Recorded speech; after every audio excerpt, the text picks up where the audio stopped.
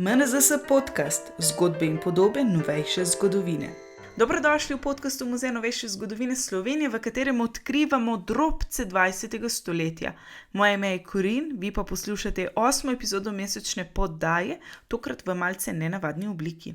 Običajno je namreč, da nam kustosi predstavijo zgodbe ljudi in predmetov, ki jih hrani muzej. V vlogi mediatorja med preteklostjo in sedanjostjo nam pripovedujejo zgodbe drugih. Tokrat pa smo se odločili, da bomo stvar speljali malce drugače. V pričakovanju praznikov so 4 kustosi različnih generacij postali protagonisti in z nami delili koščke osebne zgodovine o preživljanju zimskih časov. Začnimo s kustosinjo Jožico Šparovec iz oddelka za dokumentarno fotografijo, ki nam je povedala takole. Ja, res, te prazniki so pred kakšnimi 50-60 leti so se zelo razlikovali od današnjih praznikov. No. Predvsem čutim to razliko, da nismo že mesec prej začeli z nekim praznovanjem, z okraševanjem, ne, tako kot je danes navada. Ampak takrat se je recimo, dobro, če začnem z Miklavžem, je bilo to pač eno pričakovanje, da bomo otroci takrat nekaj dobili, ampak veliko daril nismo dobili, dobili smo samo kakšne malenkosti, kakšen bombonček, kakšne piškotke, morda kakšno pomarančo. Res ni bilo veliko, ponavadi so nas takrat, bom rekla, bolj strašili otroke, ko so prišli našemljeni, pač te Miklavži v take kožuhe in so ropotali, kričali in takrat so nas samo hoteli prepričati, da moramo biti vedno pridni, da drugače nas bo ta Miklavž verjetno zagrabil in mogoče kam odnesel. To so bila te spomini na Miklavža. Kar se pa tiče Božiča, je bilo pa tako, da so se priprave začele praktično en dan prej, to se pravi 24. decembra, in takrat je ponavadi oče, jaz sem pač doma bila na kmetiji, in takrat je oče šel v naš gozd, je odsekal eno smrekico in jo prinesel domov in takrat se je začelo to okraševanje. No, in te okraski so bili vedno eni in isti, ki smo jih imeli take bunkice raznobarvne in na vrhu smrekice smo dali pač to špico, ki je bila taka dragocena, da se ne lahko razbije hitro, so jih zelo pazil s temi bunkicami. No in kar je še bilo, se spomnim, da so bili pač eni posebni bombončki, ki jih danes več ne vidiš, vsaj jaz jih nisem zasledila. To so bili zaviti v barvast papir, taki podolgovati, kvadratni bombončki, zaviti v en svilen papir in tudi bel svilen papir in barvast malo, in to, potem so bili pa eni barvasti okrogli bomboni, ki smo jih pač obesili gor, ti so se videli, medtem ko oni so bili v papirčku zaviti.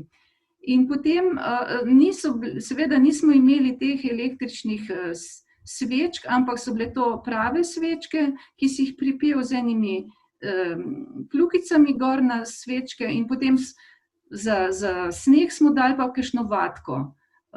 In potem, ko se je pač začel svet večer, smo prižgali te svečke in kar je še bilo, smo prižgali kakšno kresničko. To je bilo pa posebno čarobno in to je bilo nam otrokom res en poseben čar, ko so pa te kresničke prasketale. Ne. No in potem seveda to popoldne je potem mama ponavadi spekla orehovo potico, in potem to je bilo spet eno pričakovanje, ne, potica ni bila vsak dan, samo bolj za praznike, za kakšne take posebne dogodke ob nedeljah. No in potem smo pa se pripravljali spet, da gremo k polnočnici, to smo tudi šli. V polnoči šli smo pač že prej, ne, in to je bilo spet eno posebno doživetje v tej cerkvi, ne. In drug dan je bil potem, je bilo tako kosilo, dobro kosilo, ne, za sam Božič, prišla je družina, širši krog družine, pač naša družina, pa še kakšen, morda kdaj kakšen sorodnik, to je bilo dobro kosilo. In potem se spomnim, da je pač Smrekica se je počasi tudi osipavalo, ker to je bila prava smreka. Mi otroci smo pa, ker takrat ni bilo na voljo toliko sladkarij, ker jih je danes, si dobil res zelo redko, če je kdo prišel na obisk ali pa slučajno, da so kdaj kaj kupili, to je bilo zelo redko.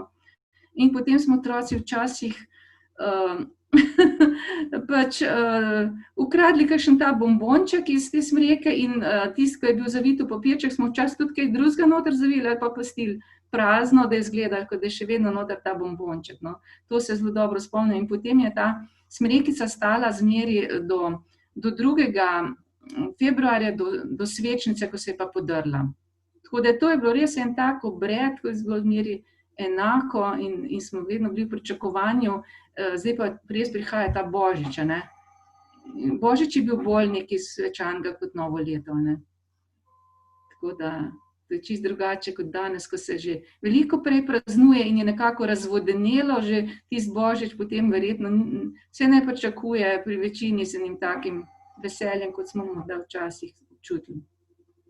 A pa se spomniš, kdaj so se stvari malo začele spreminjati, tudi v praznovanju teh decembrskih praznikov?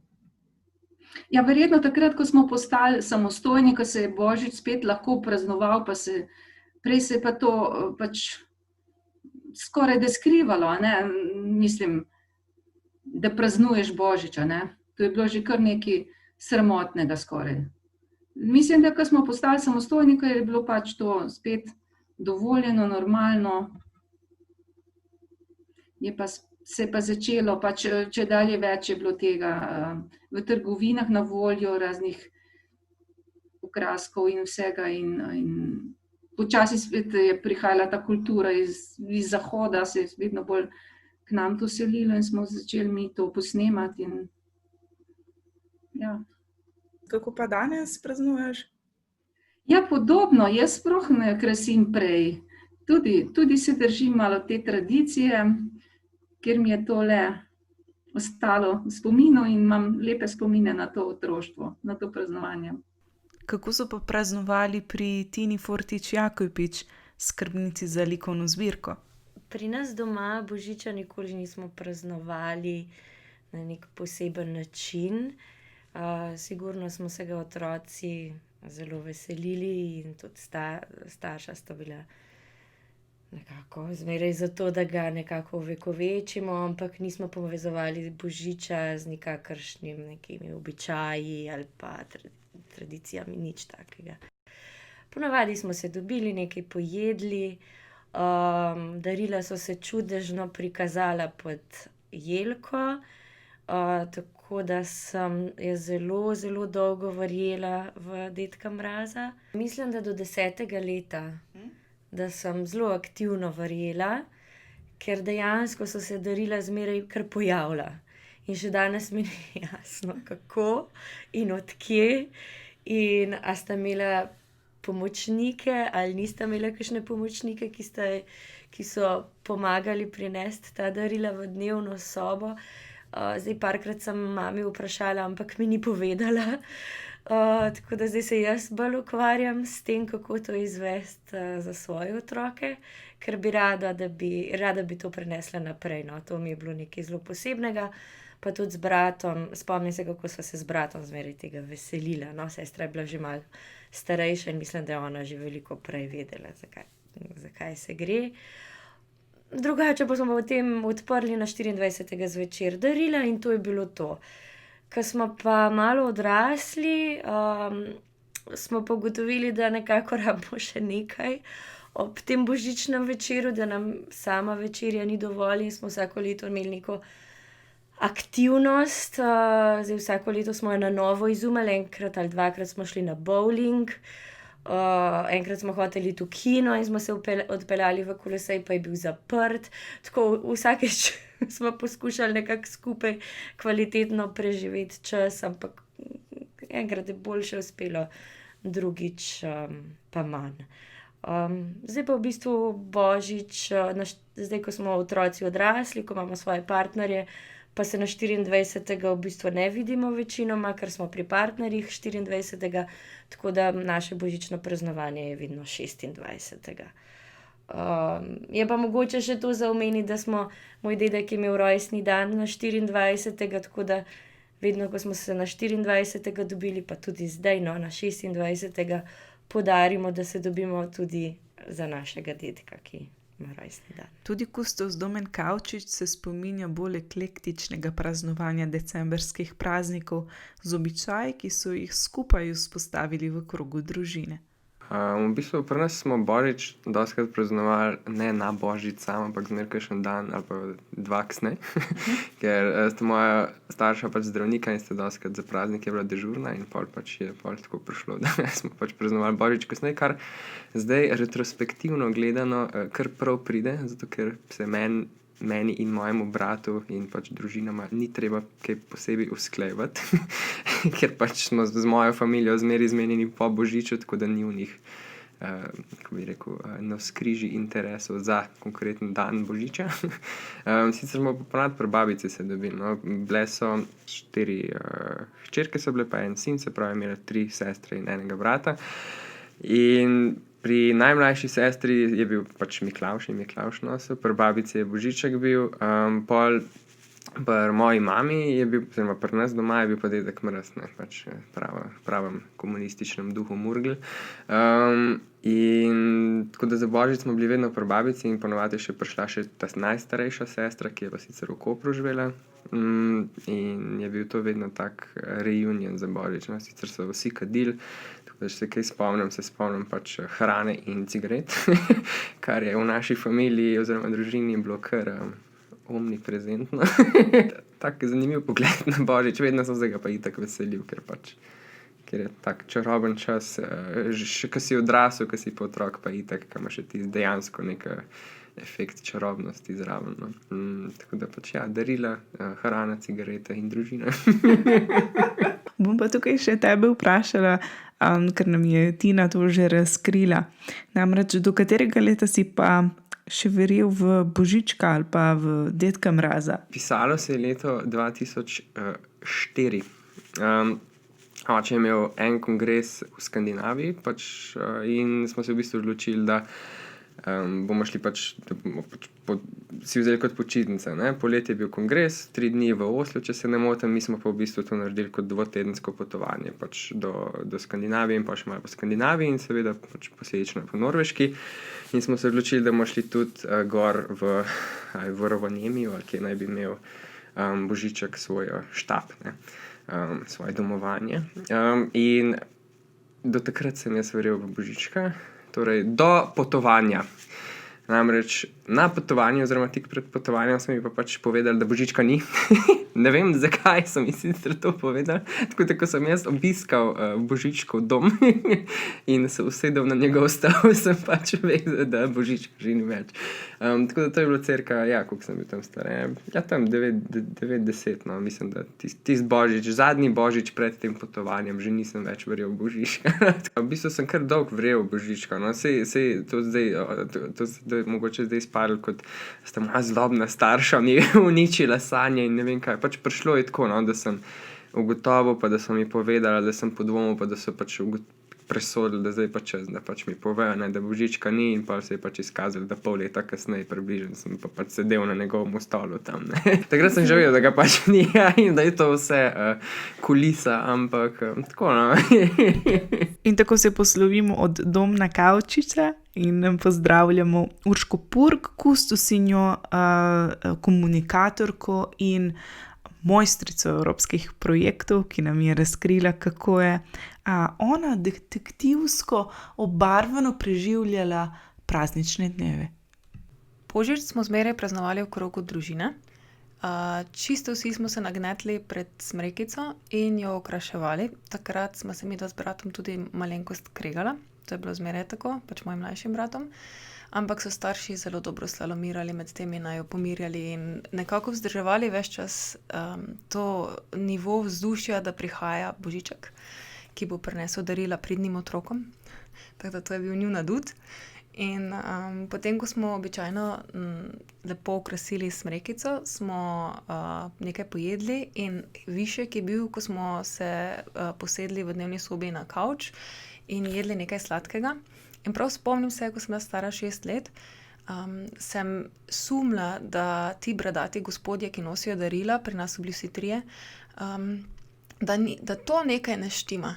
In zato sem bila zelo budno pozorna, da mi ne uidejo, ker smrekica je bila v kuhinji, mi smo imeli v dnevni sobi to druženje v pričakovanju, da nekaj zašelesti in pridejo darila. In sem imela na očeh in mami in atija, da vidim jaz to, kdo zdaj to dela. No, in medtem, ko je moral ati nujno na stranišče, je mami postregla prekmursko gibanico, ki je ena mojih najljubših sladic in vse je dišalo in še zmeraj imam to vonj, ki ga povezujem s temi prazniki. In v tem času, ko sem jaz začela jesti, sem se spomnila, da jaz pravzaprav pazim na to, kdo bo prinesel darila. In glej ga zlomka, ta čas, ko sem jaz prišla do kuhinje, ati bil že čez in darila so bila kar tam. In ker bil ati na stranišču, ni mogel biti ati. In sta me do 6. leta lepo za nos vlekla. Kaj se je pa zgodilo naslednje leto? Sem pa našla darila po nesreči. Ampak sem obljubila, da bom pridna zaradi mlajšega brata in nisem nič povedala. Ob tej zgodbi smo Urško še povprašali po okraševalnih in gastronomskih prigodah decembrskega praznovanja. Drugače je zmeraj bila orehova potica. To pač je železni repertoar.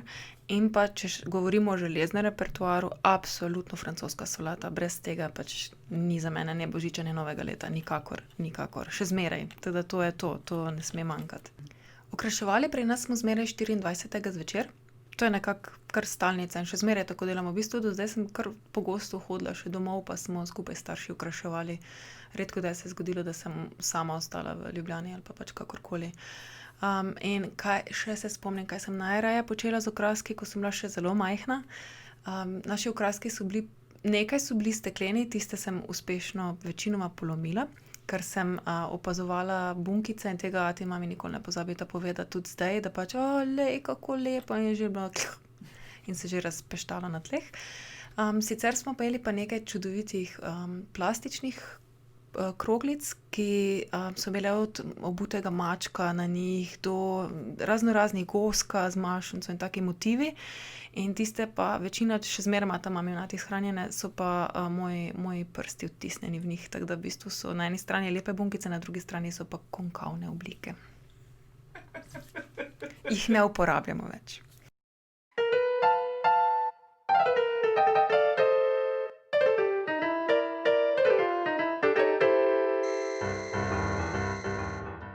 Če ste do sedaj še verjeli v Božička, se vam opravičujemo, ker smo vam razblinili praznično čarovnijo, vendar se moramo kot zgodovinarji le opirati na resnična dejstva. Veseli nas, če smo vas spomnili na lastne prijetne praznične prigode, ki jih boste morebiti delili z vašimi bližnjimi. Želimo pa vam, da bi si tudi letos ustvarili srečne zgodbe. Hvala, ker ste bili z nami in se slišimo spet naslednje leto z novimi epizodami MNZS podcasta. Lepe praznike vam želim.